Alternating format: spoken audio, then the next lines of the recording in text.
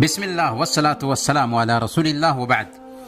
عبداللہ صاحب نے پوچھا ہے کہ 15ویں شعبان کی رات کیا کرنا چاہیے اور کیا نہیں کرنا چاہیے۔ دیکھیں، 15ویں شعبان کی رات جسے لوگ بر صغیر پاک و ہند میں شب برات کہتے ہیں، حالانکہ شب برات نام کے لیے شریعت میں کوئی لفظ نہیں آیا۔ اس رات کے حصے میں مختلف طرح کی احادیث بیان کی جاتی ہیں جن کا مقصد اس رات کی اہمیت کو بیان کرنا ہوتا ہے، اس رات کے مقام اور مرتبہ کو بیان کرنا ہوتا ہے۔ حالانکہ اللہ کے رسول صلی اللہ علیہ وسلم سے اس حوالے سے ایک حدیث ایسی آتی ہے جو بالکل صحیح حدیث ہے۔ حدیث کیا ہے؟ طبرانی، ابن حبان اور بیہقی کی روایت ہے۔ اللہ کے رسول صلی اللہ علیہ وسلم نے ارشاد فرمایا، ان اللہ لیطلع فی لیلۃ النصف من شعبان فیغفر لجمیع خلقہ الا لمشرک او مشاحن، کہ اللہ تعالی 15ویں شعبان کی رات کو اپنی ساری مخلوق کی طرف بنظر رحمت دیکھتا ہے، پھر مشرک اور کینہ پرور کے علاوہ ساری مخلوق کے گناہوں کو معاف کر دیتا ہے۔ یہ حدیث بالکل صحیح ہے۔ علامہ البانی نے اس حدیث کو بیان کرنے کے بعد لکھا ہے کہ یہ حدیث تمام طرق کے ساتھ بلا شبہ صحیح ہے۔ یہی وہ حدیث ہے جو شعبان کی 15ویں رات کی اہمیت اور فضیلت کے بارے میں صحیح سند سے ثابت ہے۔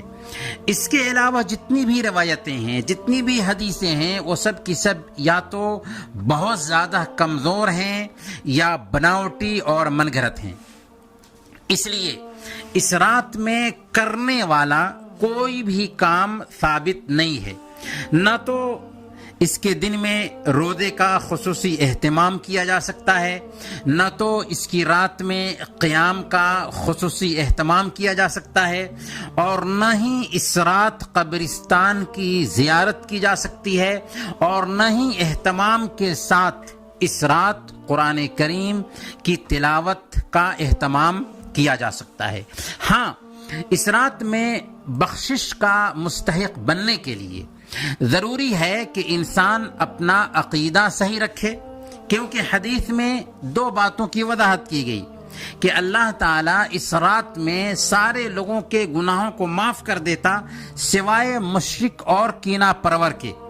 تو اپنا عقیدہ صحیح کرنے کی طرف ہمیں دھیان دینا ہے کہ ہم نفع و نقصان کا مالک صرف اللہ کو مانیں، اسی کو مشکل کشا حاجت روا سمجھیں، اسی کو مدد دینے والا اور پریشانی دور کرنے والا مانیں، اور دوسرے نمبر پر مسلمانوں کے تئیں اپنے دل کو صاف رکھیں، کسی سے بغض نہ ہو، کسی سے حسد نہ ہو، کسی سے کینہ نہ ہو۔ یہ ہے اصل میں 15ویں شعبان کی رات میں مغفرت کا حقدار بننے کے لیے 2 طریقہ کار کہ ہم شرک سے اپنے آپ کو بچائیں اور کینہ اور حسد سے اپنے آپ کو بچائیں۔ ذہن میں یہ سوال پیدا ہو سکتا ہے کہ جب یہ رات بخشش کی رات ہے، معافی کی رات ہے، تو اس رات میں عبادت آخر کیوں نہ کی جائے؟ تو اس کا جواب یہ ہے کہ اللہ کے رسول صلی اللہ علیہ وسلم ہم سب کے لیے آئیڈیل اور نمونہ ہیں۔ اس رات میں اللہ کے نبی صلی اللہ علیہ وسلم نے عبادت نہیں کی اور نہ ہی صحابہ کرام نے اس رات میں عبادت کی ہے۔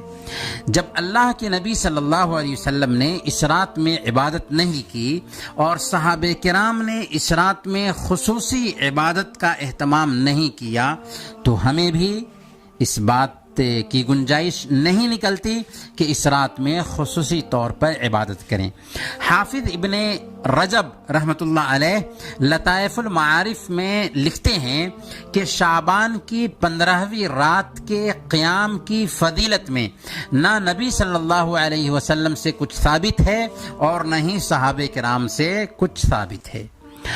اور یہ بات بھی دھیان میں رکھنے کی ہے کہ اگر کسی رات کی فضیلت ثابت ہوتی ہے، کسی رات کی اہمیت ثابت ہوتی ہے، تو اس رات کی اہمیت ثابت ہونے سے یہ مطلب قطعاً نہیں نکلتا کہ اس رات میں عبادت کا بھی اہتمام کیا جانا چاہیے، کیونکہ کسی رات کی فضیلت اپنی جگہ پر ہے اور اس رات میں عبادت کا اہتمام کیا جانا ایک دوسری چیز ہے۔ جمعہ کے دن کو دیکھیے کہ جمعہ کے دن کی بہت فضیلت ہے، جمعہ کے دن کی بہت اہمیت ہے شریعت میں۔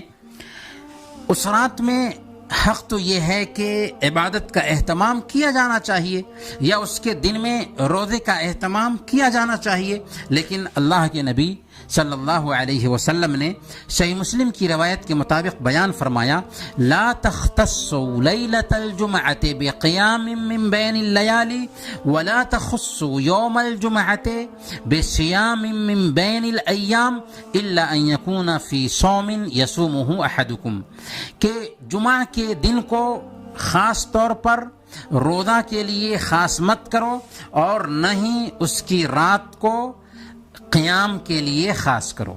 ہاں، اگر جمعہ کا دن ان دنوں میں آ جائے جن میں تم میں سے ایک آدمی روزہ رکھنے کا عادی تھا تو وہ رکھ سکتا ہے۔ تو پتہ یہ چلا کہ کسی دن کی اہمیت ہونے سے یا کسی رات کی اہمیت ہونے سے یہ نتیجہ ہم نہیں نکال سکتے کہ اس رات میں عبادت بھی ہونی چاہیے۔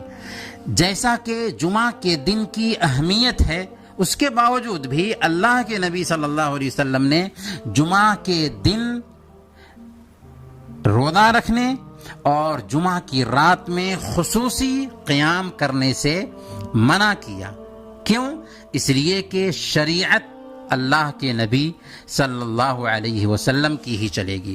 پھر 15ویں شعبان کی رات میں جو معافی ملتی ہے، یہ معافی صرف سال میں ایک مرتبہ حاصل نہیں ہوتی، بلکہ ہر سوموار اور جمعرات کے دن بھی بندے کو یہ معافی ملتی ہے، ہو بہو ویسے ہی۔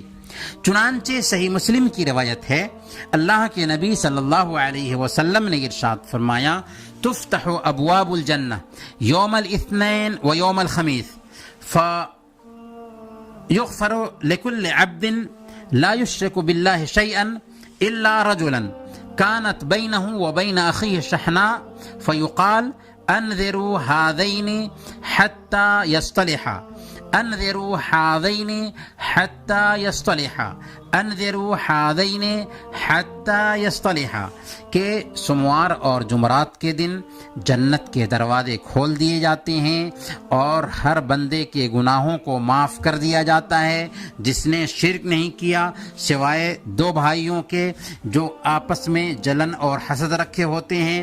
ان کے حوالے سے کہا جاتا ہے کہ ان کو مہلت دو یہاں تک کہ آپس میں صلح کر لیں، ان کو مہلت دو یہاں تک کہ آپس میں صلح کر لیں، ان کو مہلت دو یہاں تک کہ آپس میں صلح کر لیں۔ تو پتہ یہ چلا کہ جو فضیلت شعبان کی 15ویں رات کی ہے، وہی فضیلت سوموار اور جمعرات کی بھی ہے۔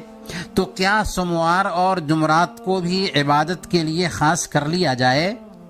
نہیں، کیونکہ اللہ کے نبی صلی اللہ علیہ وسلم نے سوموار اور جمعرات کی رات کو عبادت کے لیے خاص نہیں کیا۔ تو کسی رات کی اہمیت ہونے سے اس بات کا نتیجہ نہیں نکلتا کہ اس رات میں عبادت بھی کی جائے گی، اور اللہ کے نبی صلی اللہ علیہ وسلم سے اس رات میں یا اس کے دن میں، یعنی 15ویں شعبان کی رات یا اس کے دن میں کوئی بھی صحیح حدیث سے ثابت نہیں ملتا ہے، ثبوت نہیں ملتا ہے۔ اس لیے ہمیں سنت کی پیروی کرتے ہوئے ہمیں شعبان کی 15ویں رات میں یا اس کے دن میں کچھ بھی نہیں کرنا ہے۔ ہاں، اگر کرنا ہے تو صرف یہ کرنا ہے کہ ہم اپنے دلوں کو صاف رکھیں اپنے بھائیوں کے تئیں، اور شرک سے، بدعت سے اور گناہ کے کام سے بچے رہیں۔ اللہ تعالی ہم سب کو سنت کے مطابق زندگی گزارنے کی توفیق عطا فرمائے۔ آمین۔ وصلی اللہ علی نبینا محمد وعلی آلہ وصحبہ اجمعین۔